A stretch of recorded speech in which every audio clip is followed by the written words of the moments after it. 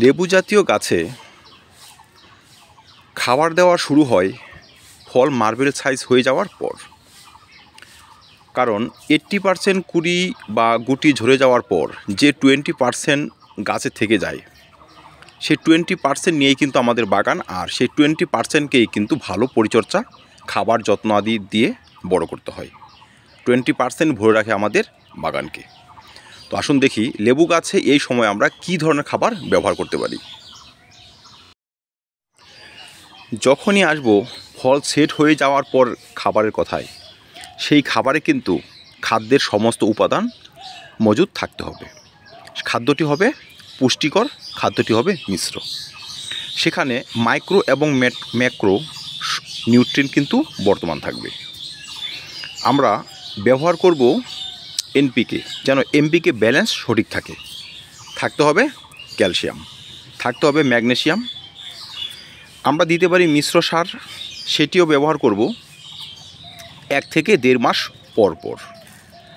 আর ছোটো টবের জন্য আমরা সেই মিশ্র সার ব্যবহার করব 1 থেকে 1.5 মুঠো, এবং বড় হাফ ড্রামের জন্য আমরা সেই মিশ্র সারটি সর্বাধিক 500 গ্রাম পর্যন্ত ব্যবহার করতে পারব। আমাদের স্প্রে করতে হবে 0050, সেটাও 15 দিন পর পর 3 বার। আর মিশ্র সারের সঙ্গে আমরা কিন্তু ব্যবহার করে যাব তরল খাবার। দর্শক, সেই মিশ্র সারটি কিন্তু আগে থেকে প্রস্তুত করে নিলে খুবই ভালো হয়। কারণ আমরা সঙ্গে সঙ্গে মিশ্র সার প্রস্তুত করে যদি সেটা ব্যবহার করি, তার থেকে আগে তৈরি করা সারের গুণগত মান কিন্তু বেশি থাকে। এখন মিশ্র সার বলতে আমরা কি বুঝবো, আমরা সঠিক কি মেশাবো?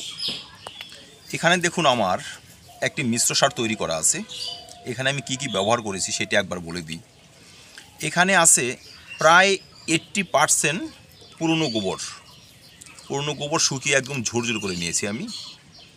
এখানে আমি ব্যবহার করেছি হাফ কেজির মতো কাঠের কয়লা পুরনো ছাই, কাঠকয়লা পুরনো ছাই। তারপর আমি ব্যবহার করেছি ভালো একটি অনুখাদ্য। আপনারা ইচ্ছা করলে এগুলো কিন্তু ব্যবহার করতে পারেন। একটি টবের জন্য 1 চামচই কিন্তু যথেষ্ট। ব্যবহার করেছি কিছু লাল পটাশ। সাদা পটাশ হলেও কিন্তু হয়, যদি লাল পটাশ থাকে সেটিও ব্যবহার করা যায়। ব্যবহার করেছি ফসফরাস জাতীয় খাবার, সুপার ফসফেট। এটিও কিন্তু একটি বড় টবের জন্য হাফ চামচের একটু বেশি যেন পড়ে, সেই রেসিওতে তৈরি করে নেবেন। কিছুটা বোরন 20% মিশিয়ে নেব, কারণ সারের যে গুণগত মান, গাছের পুষ্টির জন্য বোরনের ভূমিকা কিন্তু খুবই গুরুত্বপূর্ণ। তাই অল্প একটু বোরন একটি টবের জন্য অন্তত 2 গ্রাম যেন হয়, সেই রেসিওতে আমরা মিশিয়ে নেব। আমরা মেশাতে পারি শিং চাছা, কারণ শিং চাষা কিন্তু একটি ভালো মানের ফার্টিলাইজার। কারণ লেবু গাছের লাইফ সার্কেল, মোটামুটি ফলের লাইফ সার্কেল চলে 8 থেকে 10 মাস। তাই সেখানে সমস্ত পুষ্টি উপাদান কিন্তু মজুদ থাকতে হবে। তাই আমরা কিন্তু পার টবের জন্য 1 থেকে 1.5 চামচ রেসিওতে শিং চাষা মিশিয়ে নেব।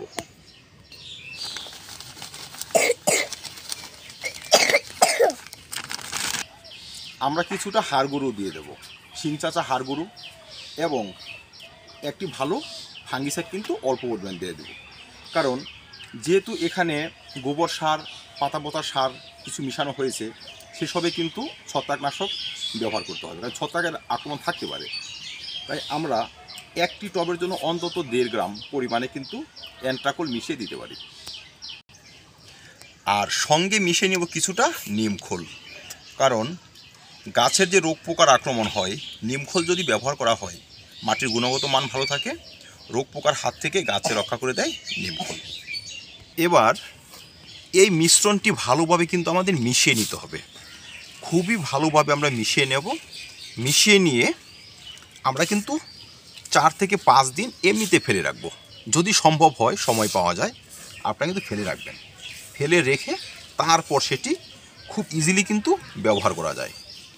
যখনই আমরা এই খাবারগুলো ব্যবহার করব, গাছের গোড়া কিন্তু একটু খুঁচিয়ে নেব, খুব হালকা পরিমাণে, বেশি খোঁচাতে যাবেন না যেন শিকড় কেটে না যায়। হালকা কুচিয়ে নিয়ে গাছের গোড়ার চার দাঁত দিয়ে কিন্তু এই খাবারগুলো আমরা খুব ইজিলি ব্যবহার করে দেব। ব্যবহার করা হয়ে গেল, এবার কিন্তু টপ ভরে জল দিয়ে দেব। ব্যাস এই এইটুকু পরিচর্যা যদি আমরা সঠিকভাবে করে যেতে পারি, আমাদের লেবু নিয়ে কিন্তু কোনো রকম টেনশন থাকবে না। আমাদের লেবু ইজিলি কিন্তু বড় হয়ে যাবে। আমরা কিন্তু একটি ভালো মানের অনুখাদ্য ব্যবহার করতে পারি। আমরা বায়োভিটা এক্স ব্যবহার করতে পারি, কারণ যখনই গাছে গুটি সেট হয়ে যাবে, সেই গুটির পুষ্টির জন্য কিন্তু অনুখাদ্যের ভূমিকা সব থেকে প্রথম। অনুখাদ্য কম পরিমাণে লাগে কিন্তু প্রয়োজন। আমরা বায়োভিটা এক্স ব্যবহার করব, পার লিটার জলে 1.5 ml করে গুলে প্রত্যেক 15 দিন পরপর ব্যবহার করব। 3 বার ব্যবহার করে দিলে কিন্তু অনুখাদ্যের ঘাটতি আর থাকবে না। আর মিশ্র যে খাবারটি, সেটি আমরা কিন্তু 1 থেকে 1.5 মাস পরপর ব্যবহার করে যাব। আর সঙ্গে কিন্তু তরল খাদ্য ব্যবহার করব, কারণ তরল খাদ্যের পুষ্টিগুণ কিন্তু সব থেকে আগে শুরু হয়। তাই আমরা কিন্তু বাড়িতে তৈরি করা লিকুইড কম্পোস্ট অবশ্যই ব্যবহার করতে পারি। সেটি ব্যবহার করব 15 দিন পর পর 1 লিটার খাদ্যের সঙ্গে 10 লিটার জল মিশিয়ে। অনেক সময় দেখা যায় যখনই লেবুর গুটি সেট হওয়া শুরু করে, তখন লেবু গাছে নতুন পাতা গজাতে শুরু করে। সেই পাতাকে নষ্ট করার জন্য কিন্তু বিভিন্ন কীটপতঙ্গের আক্রমণ হয়েই থাকে। জাপ পোকা, চোষক পোকা, মাকড়সা, নানাবিধ পোকা কিন্তু নষ্ট করার জন্য তৈরি হয়ে থাকে। তাই আমরা ইমিডাক্লোরোপিড বা প্রোফেক্স সুপারের মতো ভালো ইনসেকটিসাইড ব্যবহার করব। যদি আমরা 15 দিনের ব্যবধানে 3 বার ব্যবহার করে দিতে পারি, তবে কিন্তু সে সমস্ত আক্রমণ থেকে গাছ আমাদের অনায়াসে রক্ষা পেয়ে যাবে।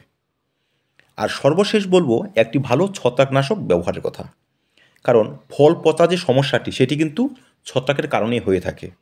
অনেক সময় দেখা যায় লেবুর গুটি কালো হয়ে পচে ঝরে যাচ্ছে। সে সমস্ত সমস্যা দেখলে আমাদের কিন্তু ব্লাইটক্সের মতো কড়া ডোজের ফাঙ্গিসাইড ব্যবহার করতে হবে। দর্শক, যদি এইটুকু পরিচর্যা, এইটুকু খাবার, এইটুকু ওষুধ মেনে আমরা চাষ করতে পারি, লেবু চাষ নিয়ে আমাদের কোনো রকম আর কনফিউজ থাকবে না। দর্শক, সর্বশেষে বলবো, ভালো ফলের জন্য যেমন ভালো খাবারের প্রয়োজন, এবং সেই খাবার সঠিকভাবে ব্যবহার করাও কিন্তু খুবই প্রয়োজন। আর শুধু খাবার ব্যবহার করলে হবে না, খাবারের সঙ্গে কিন্তু পরিমাণ মতো জলও আমাদের ব্যবহার করে যেতে হবে গাছে। তবেই আমাদের গাছ সুস্থভাবে ফলকে বাড়তে সাহায্য করবে। তো ধন্যবাদ দর্শক, আজকে এই পর্যন্তই। দেখা হবে নতুন কোনো ভিডিওতে, নতুন কোনো টপিক নিয়ে।